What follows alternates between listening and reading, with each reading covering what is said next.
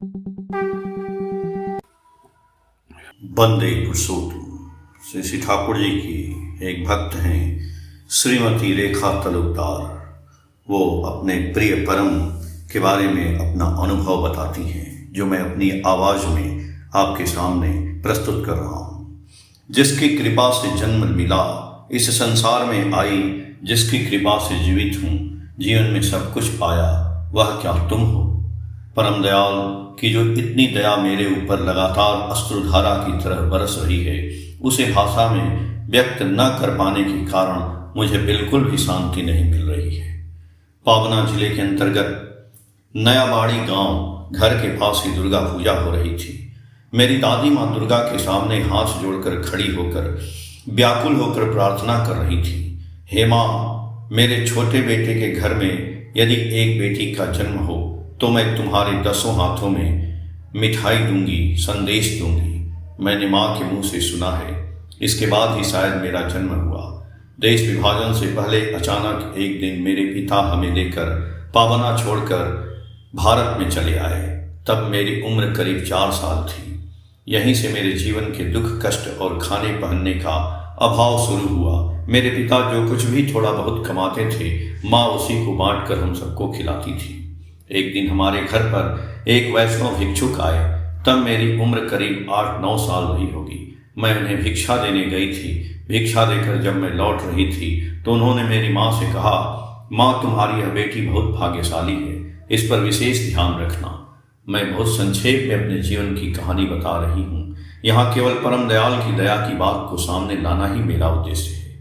मैं तब 9वीं कक्षा में पढ़ती थी। उत्तर 24 परगना के बनगांव के पास चांदपाड़ा से एक बुजुर्ग भद्र पुरुष अक्सर हमारे गांव में आते थे। मैं उन्हें जेठू, ताऊ जी कहकर पुकारती थी। मैं अभी अभी स्कूल से आकर खड़ी ही हुई थी। जेठू ने मुझसे कहा, दिखाओ तो माँ तुम्हारा हाथ।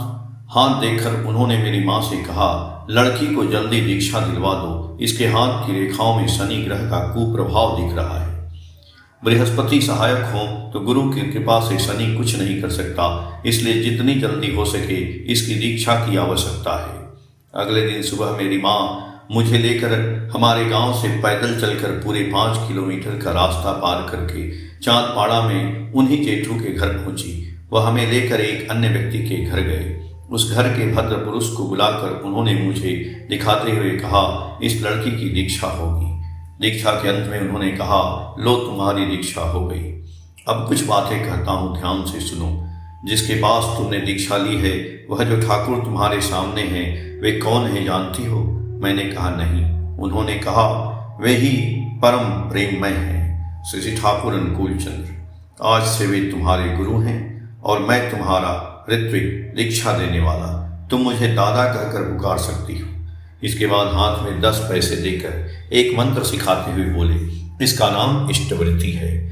आजीवन इसी तरह से करते जाना, और तुम्हारे घर में तो कोई दूसरा दीक्षित नहीं है, इसलिए अपने गुरु की पूजा तुम्हें अपने हाथों से ही करनी होगी, कोई दूसरा इसे न छुए। यथा समय उन्होंने मुझसे कहा, अब ठाकुर को प्रणाम करके बाहर जाओ। माँ को साथ लेकर दोबारा उसी लंबे रास्ते से घर की ओर लौटते हुए मैं सोच रही थी, क्या इस तरह दीक्षा होती है? और गुरुदेवी की तस्वीर देखना तो दूर की बात, मैंने उनका नाम भी कभी नहीं सुना था। मैं जिस गांव में रहती थी, वहां मैं ही पहली व्यक्ति थी जिसने श्री ठाकुर अनुकूल चंद्र के पवित्र नाम की दीक्षा ली थी। चलते चलते मैं सोच रही थी, ऋत्विक दादा ने तो बोल दिया, ठाकुर के आसन को कोई दूसरा न छुए, और रोज 10 पैसे की इष्टवृत्ति करने को कहा। मैं रोज 10 पैसे कहाँ से पाऊंगी? क्योंकि मेरे लिए तब दीक्षा का मतलब शर्म की बात थी। पिता और भाइयों से पैसे मांगने में मुझे लाज लगती थी। एक छोटे से मिट्टी फूस के घर में हम कष्ट से रहते हैं। उसके भीतर एक छोटा सा लक्ष्मी का आसन है, लेकिन ऋत्विक दादा ने जो कहा है उसके अनुसार ठाकुर का आसन तो अलग होगा। घर आई इन सब बातों को लेकर बहुत चिंता कर रही हूँ और नाम जाप कर रही हूँ, क्योंकि ऋत्विक दादा ने यह कह दिया था कि जो बीज मंत्र है, यह मंत्र हमेशा जप करना है। अचानक आंगन के एक कोने पर मेरी दृष्टि पड़ी। मैं दौड़ कर गई। बहुत दिनों से घर का कबाड़ साफ करके वहीं रखा हुआ था। उसके पास मैंने एक पुराना टीन से बक्से का ढक्कन टूटा फूटा पड़ा हुआ देखा। मैंने जल्दी से उसे उठाकर साफ किया और सोचने लगी, आसन तो मिल गया, इसी में गुरुदेव की पूजा करके फिर ऊपर कमरे के ताक यानी आले पर उठाकर रख दूंगी ताकि कोई उसे छू न सके। लेकिन इष्टवृत्ति करने के पैसे कहाँ मिलेंगे, यही सोचते हुए साफ कर रही थी कि अचानक वहां एक पुराने थैले का पता चला जिसके पॉकेट से कई सारे 10 पैसे के सिक्के निकल आए। इससे मुझे बहुत खुशी हुई।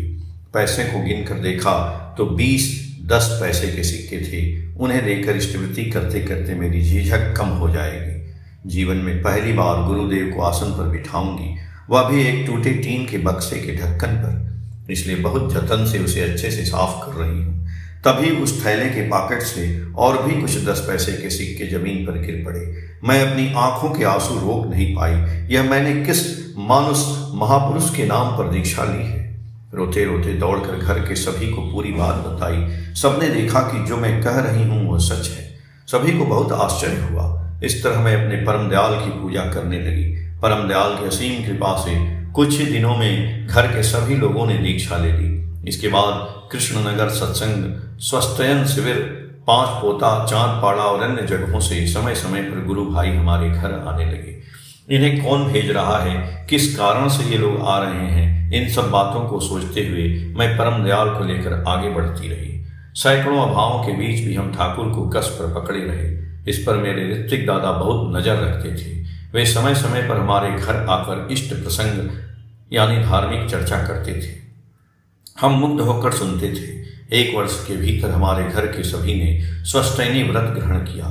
इस बीच हमारे घर के सभी लोगों का इष्टमुखी यानी धर्म परायण आचरण देखकर हमारे गांव के कई लोग सत्संग में दीक्षित होकर इष्ट पथ पर चलने लगे। एक बार मेरी माँ की तबीयत बहुत खराब हो गई।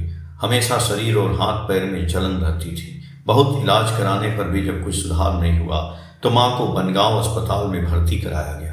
डॉक्टरों ने माँ के बारे में सारी बातें सुनकर कहा वे शाकाहारी हैं, इसी वजह से यह हालत है। उन्हें अंडा और ताज़ा मछली का झोल खिलाना होगा, नहीं तो ये बचेंगी नहीं। डॉक्टरों की बात सुनकर मेरी माँ ने कहा मैंने स्वस्थैनी ली है, मैं शाकाहारी ही खाती हूँ, मरना तो एक दिन है ही, मछली खाकर मैं जीना नहीं चाहती।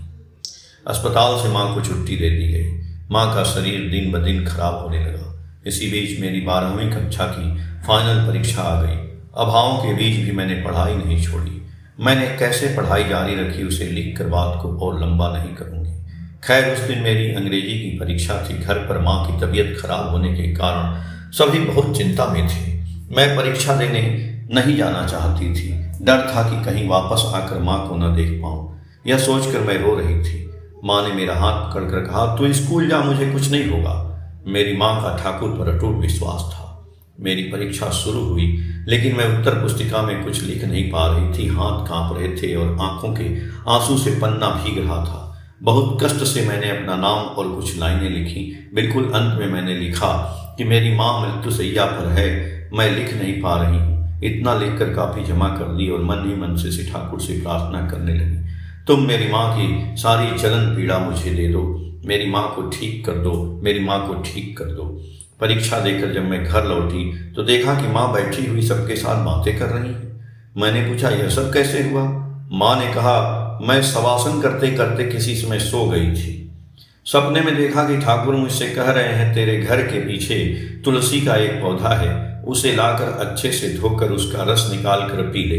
इसके बाद मेरी आंख खुल गई और मैंने स्वप्नादेश के अनुसार उस तुलसी के पौधे का रस निकाल कर पिया और मैं ठीक हो गई। प्रसंगवश जब मेरी माँ शवासन करती थी तब हम में से कोई माँ को नहीं पुकारता था। मेरी माँ परम दयाल की इस दवा को खाकर पूरे 25 वर्ष तक स्वस्थ शरीर के साथ जीवित रहीं और उन्होंने कई लोगों को याचन करके दीक्षा दिलवाई। मैं नहीं जानती कि किसने मेरी अंग्रेजी परीक्षा की उत्तर पुस्तिका देखी थी। निश्चित है कोई मात्र भक्त रहे होंगे। मैंने 12वीं कक्षा पास कर ली। बचपन से ही मुझे बहुत कुछ जानने की इच्छा होती थी। हम स्कूल जाते समय न जाने कितनी किताबें कॉपी ले जाते थे और बड़े लोग कॉलेज जाते समय सिर्फ एक कॉपी लेकर जाते थे। वे कैसे पढ़ाई करते हैं यह सब जानने की मेरी बड़ी इच्छा होती थी, बहुत इच्छा होती थी। लेकिन इच्छा होने से तो नहीं होगा, क्योंकि हमारे गांव से बनगांव कॉलेज 15 किलोमीटर दूर था। हम इतने पैसे कहाँ से पाएंगे? यह सोचकर मैंने मन की इच्छा को मन में ही दबा लिया। उसी समय इतने दिनों बाद मेरे ऋत्विक दादा और कुछ भाई और माताएं देवघर ठाकुरबाड़ी जाने वाले थे। मैं भी उनके साथ ठाकुरबाड़ी गई। ऋत्विक दादा ने मुझसे कहा, 12वीं पास की है, जा आचार्य देव श्री दादा से आशीर्वाद ले आ। मैं जब भी ठाकुरबाड़ी जाती थी, आश्रम के दिवंगत यतीम विश्वास दा के घर ठहरती थी। उस घर की माँ को मैं माँ कहकर पुकारती थी। वे भी मुझे अपनी बेटी की तरह प्यार करती थी। आज भी जब मुलाकात होती है तो पूछती हैं, रेखा कैसी है, मेरा हाल चाल लेती है। खैर, अपने ऋत्विक दादा के कहे अनुसार यतीम दा की बड़ी बेटी मना, काकली और मैं आचार्य देव श्री दादा के घर की ओर गए। देखा कि श्री दादा अपने ही ध्यान में अकेले चले जा रहे हैं। मैं कुछ बोल नहीं पा रही थी। हम भी उनके पीछे पीछे चलने लगे। अचानक वे पीछे मुड़े और खड़े हो गए। मैं हैरान होकर जल्दी से सड़क पर ही श्री दादा के चरणों में प्रणाम करके जैसे ही उठी, उन्होंने मुझसे कहा, क्या रे? मैंने कहा, 12वीं पास की है, अब क्या करूं? मेरे मुंह की बात पूरी होने से पहले ही श्री दादा ने कहा, पढ़ाई जारी रख। यह कहकर वे फिर आगे बढ़ गए। मैंने ठाकुरबाड़ी से लौटकर ऋत्विक दादा को सब बताया। वे सब सुनकर आनंद से बोल उठे, जा, श्री दादा ने जब बोल दिया है तू कॉलेज में दाखिला लेगी। लेकिन मैं बहुत चिंता में थी। हमारे पास कॉलेज में पढ़ने का सामर्थ्य नहीं था। उस दिन रात को मैं सो गई। अगले दिन सुबह ट्रेन पकड़कर घर लौटना था। नींद में मैंने सपना देखा कि आश्रम के जामतला वाले कमरे में मैं श्री ठाकुर को प्रणाम कर रही हूँ। ठाकुर मेरे पास आए और उसी मिट्टी फूस के भीतर से हाथ बढ़ाकर मेरे माथे पर हाथ रखा और बोले, जा, तेरे माथे पर मंगल तिलक लगा दिया। अगले दिन मैं घर लौट आई। कुछ दिनों बाद मेरे ऋत्विक दादा मुझे लेकर एक दिन बनगांव कॉलेज गए और उस कॉलेज के ऑफिस में आशीष राय चौधरी नाम के एक गुरु भाई से मेरे विषय में सारी बातें करके लौट आए। यथा समय में श्री ठाकुर की दया और आचार्य देव श्री दादा के आशीर्वाद से बनगांव कॉलेज में दाखिला हो गया। आशीष दा की सहायता से न तो कोई पैसा लगा और न ही कोई किताब खरीदनी पड़ी। मैं उनकी दया से ही BA पास कर गई। हम लोग गांव के थे। मेरे 2 बड़े भाइयों की शादी किए बिना वे कैसे शादी करेंगे? आस पड़ोस के लोग ही क्या कहेंगे, इसलिए घर वाले मेरी शादी तय करने की कोशिश करने लगे। मैंने पहले ही बताया है कि हमारे ऋत्विक दादा बिल्कुल एक अभिभावक की तरह हमारे घर पर पैनी नजर रखते थे। उन्होंने ही मेरे लिए लड़का देखा। लड़का स्वस्थैनी व्रतधारी था और रेलवे में नौकरी करता था। लेकिन लड़के के अभिभावकों की मांग पूरी करने का सामर्थ्य हमारे पास नहीं था। इसी बीच हम दोनों की तस्वीर आचार्य देव श्री दादा को दिखाई गई। ठाकुर के विधान के अनुसार सब कुछ ठीक है, यह बात भी निवेदन की गई। उन्होंने हमारी शादी के लिए आशीर्वाद प्रदान किया। मेरे ऋत्विक दादा ने मेरी शादी की सारी जिम्मेदारी अपने ऊपर ले ली। उन्होंने परिचित सब गुरु भाइयों से हमारी आर्थिक स्थिति के बारे में बात की। सब सुनकर वे लोग स्वतः स्फूर्त होकर शादी के लिए एक एक चीज देने लगे। बाकी बचा था मेरी शादी का पलंग। मेरे होने वाले पति ने खुद पलंग खरीद कर अपने घर पर कहा कि लड़की के मायके वालों ने दिया है। इस तरह श्री दादा के आशीर्वाद से मेरी शादी संपन्न हुई। पावना से मेरे पिता हमें लेकर जिस गांव में आए थे, उस गांव का नाम भांगर कोला था। गांव की सड़कें तब अविकसित थी। मैं सोच भी नहीं सकती थी कि इस तरह के एक पिछड़े गांव की एक बेहद गरीब घर की साधारण लड़की के लिए मेरे प्रभु की इतनी दया। पति के घर आकर 2 चीजें देखकर मुझे बहुत खुशी हुई। पहला, श्री ठाकुर का एक अद्भुत और सुंदर सिंहासन और दूसरा एक हारमोनियम। हारमोनियम देखकर बेहद आनंद हुआ, क्योंकि बचपन से ही मेरी गाना सीखने की इच्छा थी, लेकिन पारिवारिक और आर्थिक कारणों से वह संभव नहीं हो पाया था। परम दयाल की कृपा के बिना कुछ नहीं होता।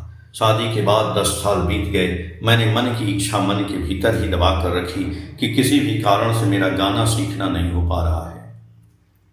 इसी बीच मेरी बेटी थोड़ी बड़ी हुई और वह गाना सीखने लगी। मेरे पति कितने सुंदर तरीके से हारमोनियम बजाकर गाना गाते हैं।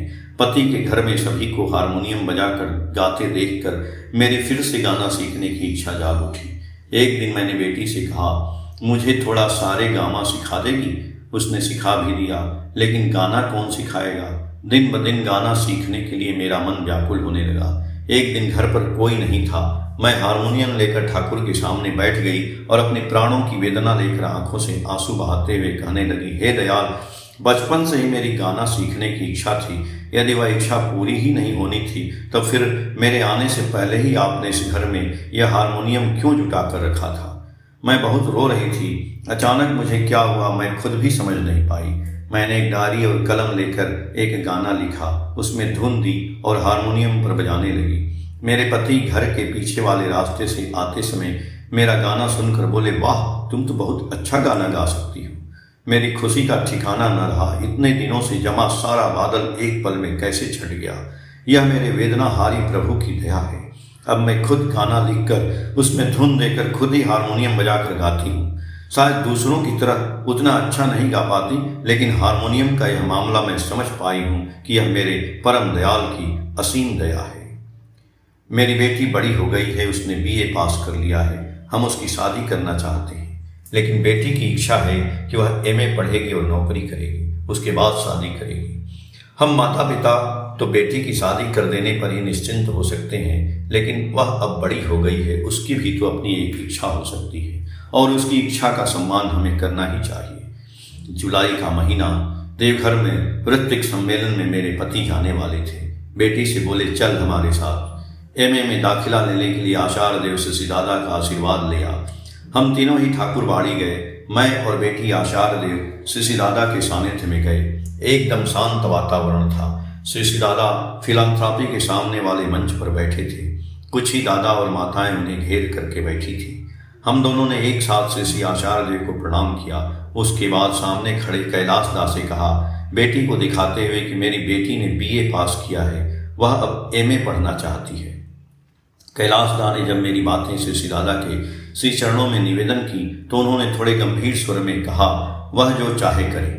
हम दोनों फिर से शशि दादा के श्री चरणों में प्रणाम करके जैसे ही एक कदम आगे बढ़े वापस आने के लिए और सोच रहे थे कि शशि दादा यदि उसकी शादी के बारे में कुछ कहते तो शायद वह शादी के लिए मान जाती। मेरी यह सोच खत्म भी नहीं हुई थी कि आवाज आई, अरे कैलाश, उस माँ से कह दे पहले लड़की की शादी करें, उसके बाद जो चाहे करें। मैं फिर से दौड़ कर गई और अंतर्यामी आचार्य देव शशि दादा के श्री चरणों में साष्टांग प्रणाम किया। मन ही मन सोचा, उन्होंने कृपा करके मुझे एक बहुत बड़ी चिंता से मुक्त कर दिया। उस बार हम ठाकुरबाड़ी जाकर सेंटेनरी गेस्ट हाउस में ठहरे थे। मेरे पति कमरे के सामने ही खड़े थे। उन्हें सब कुछ बताया। ये विश्वास ही नहीं कर पा रहे थे कि ऐसा भी कभी होता है क्या। ठीक उसी समय वहां से कैलाश दा जा रहे थे, जिन्होंने शशि दादा की सारी बातें सुनी थी। उन्हें हमने बुलाया। उन्होंने कहा, मुझे ही शशि दादा ने सारी बातें उस माँ को बताने के लिए कहा था। याद आ गया, मेरी बेटी ने एक दिन बातों बातों में कहा था, यदि आचार्य देव खुद से मेरे विवाह की बात कहेंगे तभी मैं शादी के लिए तैयार होंगी। ठाकुर की दया और शशि दादा के आशीर्वाद से बहुत सुंदर उत्सव के बीच हमारी बेटी का विवाह संपन्न हुआ। विवाह के बाद उसने MA पास किया और अब एक इंग्लिश मीडियम स्कूल में पढ़ा रही है। अब मैं अपने परम दयाल की अपार दया की एक और घटना बताऊंगी। उस दिन की बात याद आते ही आज भी मेरी आंखों में आंसू आ जाते हैं। 2 साल पहले अप्रैल के महीने में मैं एक दिन चक्कर खाकर गिर गई। मेरे पति मुझे स्थानीय एक डॉक्टर के पास ले गए। उन्होंने मेरा ब्लड प्रेशर नापा और देखा कि प्रेशर 200 से ऊपर है। उन्होंने तुरंत मुझे अस्पताल में भर्ती करने के लिए कहा। मुझे तुरंत BR सिंह अस्पताल में भर्ती कराया गया। 11 दिन भर्ती रहने के बाद मुझे MRI कराने के लिए ले जाया गया। एक लंबे बिस्तर पर मुझे लिटाया गया। मेरे हाथ पैर बांध कर मुझे आंखें बंद करने के लिए कहा गया। उन्होंने कहा, जब आपको इसके भीतर भेजा जाएगा तो एक तेज आवाज होगी, लेकिन आप डरना मत। भीतर की इतनी तेज रोशनी देखकर कई लोग डर के मारे हार्ट फेल कर चुके हैं, इसलिए आपको सावधान कर रहे हैं, आंख बिल्कुल मत खोलिएगा। यथासमय मुझे भीतर भेजा गया। मैं बहुत नाम जाप कर रही थी, लेकिन मेरी दाहिनी आंख किसी भी तरह बंद नहीं हो रही थी। उसके बाद क्या हुआ, बाईं आंख बंद थी पर मैं दाहिनी आंख से स्पष्ट देख पा रही थी। उस रोशनी के गोले के भीतर मेरे सिर के पीछे दोनों घुटने मोड़कर दोनों हाथ ऊपर करके मेरे सिर को दबाकर बैठे हैं परम दयाल, परम करुणा में मेरे प्राण पाखी, प्राण प्रिय, मेरे प्राणों के ठाकुर। मैं भला क्यों डरूंगी, वे स्वयं सशरीर मेरे पास आए हैं। मैं अपने दोनों हाथ उठाने की कोशिश कर रही हूँ, उनके दोनों हाथ पकड़ने के लिए, पर कर नहीं पा रही थी क्योंकि मेरे दोनों हाथ पहले से ही बंधे हुए थे। मेरी आंखों से आंसू बहने लगे। मैं सोचने लगी, परम दयाल, यह तुम्हारी कैसी लीला है। अस्पताल से मुझे छुट्टी मिल गई। डॉक्टर बाबू ने मेरे पति से कहा, इन्हें थोड़ा संभाल कर रखिएगा। इस बीमारी को लेकर 2 बार उनका ब्रेन स्ट्रोक हो चुका था।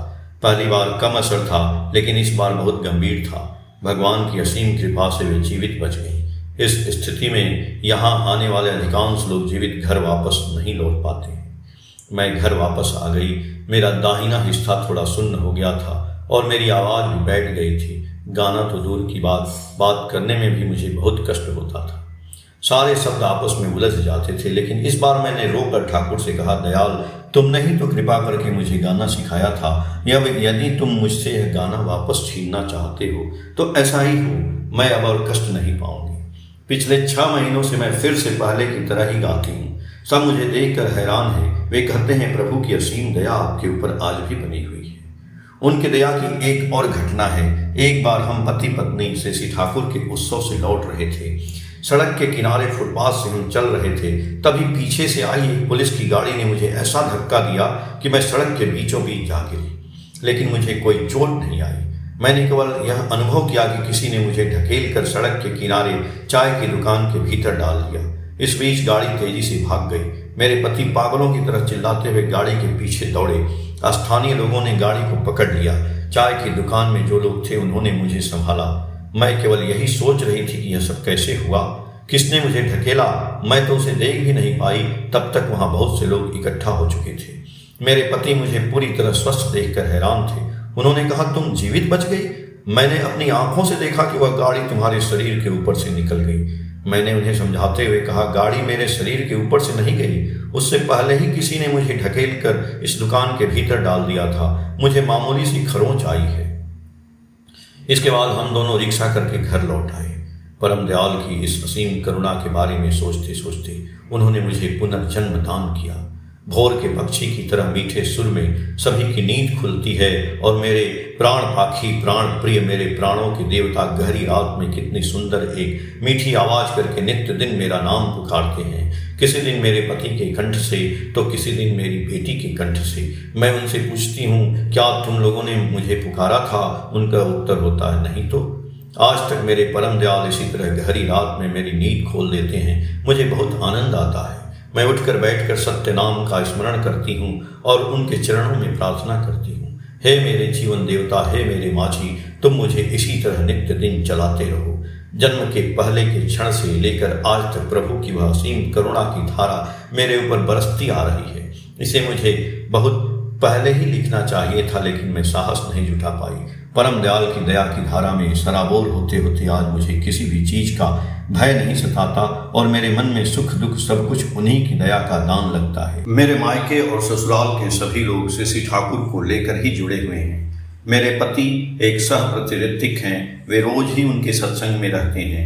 हम पति पत्नी मिलकर सत्संग में जाते हैं। परम आनंद से प्रभु का गुण कीर्तन करते हैं। हम बहुत अच्छे हैं।